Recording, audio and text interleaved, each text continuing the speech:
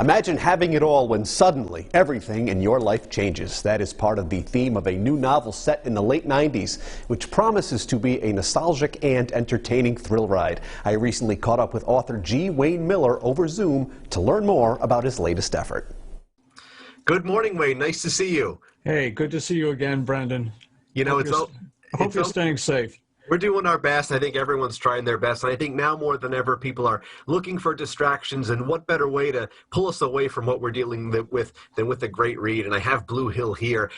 Talk to me about this new book, where you really drew the inspiration from and just how it came about. I'm quite taken with the title and the setting of it all. Well, I started writing it in the late 1990s. And you may be old enough to recall that was sort of the dawn of the internet era. It was still dial-up. It was still, we had floppy disks and all that. And I became fascinated with the possibility of virtual reality, which was sort of the holy grail at that time. So the main character is a game developer, very, very successful, and he wants to find the holy grail. He wants to be the first to have a virtual reality game. And so he essentially auditions this very mysterious woman from New York. And long story short, this very mysterious woman is found nearly murdered, comatose, and he becomes the prime suspect. So he goes on the run. He becomes, one of America's most wanted criminals. And this journey, this run from the law, even though he didn't do it, as we find out later, much later, right, brings him back to his childhood, brings him back to his hometown, which is Blue Hill, Maine, and brings him back to people he knew, and he finds a lot of what I describe as long buried secrets. So it's part mystery, part thriller, and part about what matters most in life, which he ultimately finds out. Yeah, as it says, this is a novel about who and what matter most in this short life. And I think that's so, it seems like it resonates even more here in 2020 when a lot of us have had to put so many things into perspective. I mean, obviously when you were penning this, when you were writing it, you couldn't have fathomed that, but it kind of takes on an extra meaning, I would think. Yeah, I think it does. I think it does. We're all we are all learning what really matters in life now. And that's family, that's friends, and that's life itself. And I would argue truth matters too. And so the main character in Blue Hill has to confront many truths. And he also has to reconcile with his father from whom he's been alienated. So these are all themes very current today. Obviously, as you said, I had no idea a pandemic was coming when I wrote this thing, but here it is.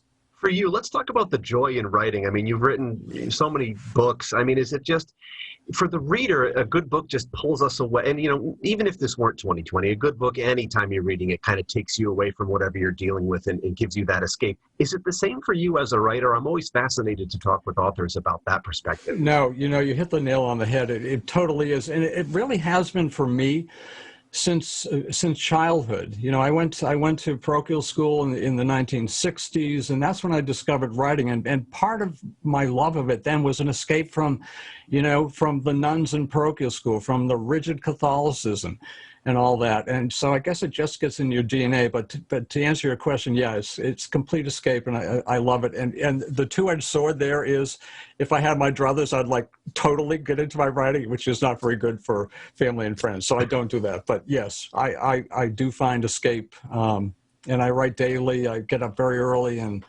that's when I do some of my best writing. I mean, really early, 4:30 early. I'm always so fascinated by the process, of the creative process, be it a musician or an author or whomever it may be. So that's always intriguing to me. And let's talk about where people can grab this book. Where can we buy it? Well, you can buy it obviously on Amazon, and it's in Kindle, audio, and print editions. You can get it at Barnes & Noble, and you can get it at local bookstores.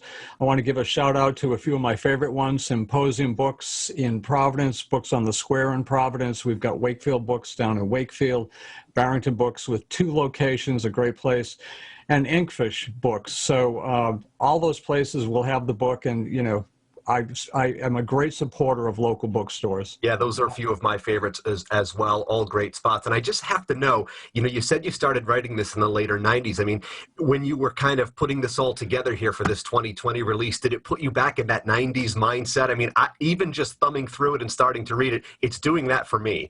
No, it absolutely did. You know, again, during the 1990s, I was doing a lot of other kinds of nonfiction. I was doing horror and science fiction and mystery for my fiction.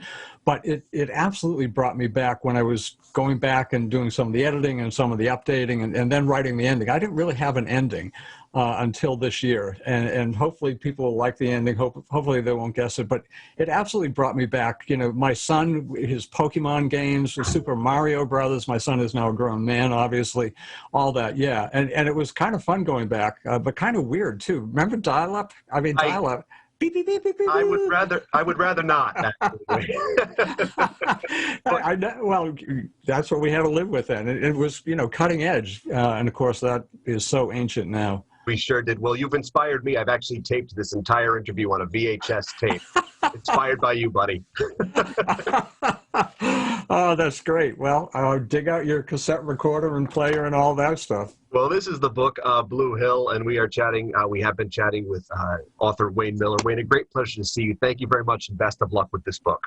Okay, and best of luck with you and the guys and gals at the Roadshow, and always a big fan. Thanks so much, Brendan. Be well. You too. I taped it on SP mode for maximum quality playback. Thank you, Will. You guys can learn more and find a link to pick up your copy of Blue Hill. Makes a great holiday gift. We'll have links to the places that Wayne just said at roadshow.com.